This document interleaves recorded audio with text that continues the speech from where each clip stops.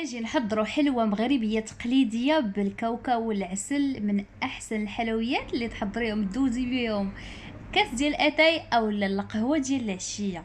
في ريسيبيون نديرو 3 ديال الكؤوس ديال الدقيق، معلقه صغيره ديال السكر، معلقه صغيره خميره الحلوه، ومعلقه صغيره ديال الفانيلا.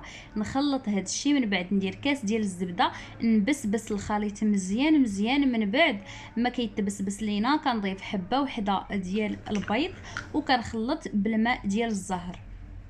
كنجمعوها تكون عجينه رطبه عاديه بحال اي عجينه ديال الحلوه. صافي من بعد ما كنجمعوها كنديروها في بلاستيكه اولا في سلوفان، نخليوها لمده 15 دقيقه ترتاح. نديرو 2 كيسان ديال كاوكاو مهرمش، 2 معالق ديال السكر سنيده، 3 المعالق ديال المزهر، كاوكاو اللي خضر عادي ما محمر ما حتى شي حاجه. كنخلط مزيان. من بعد كنسرح هذيك العجينه تكون مربع اللي تكون رقيقه جيدا. كنسرح عليها هذاك الخليط ديال هذاك الكاوكاو. من بعد كندير عليها ورق الطبخ وكندوز عليها الدلاك باش هذاك الكاوكاو يلصق ليا في العجينه.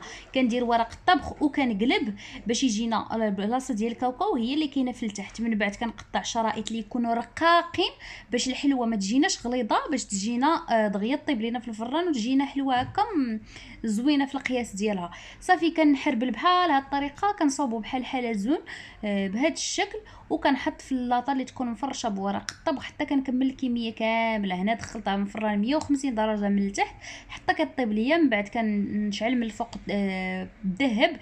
اون فوا كتخرج كنسقيها بالعسل بهذه الطريقه اولا بالسيرو، ولا تقدروا تغطسوها في العزل الا كانت كتعجبكم الحلاوه بزاف. وبالصحه والراحه.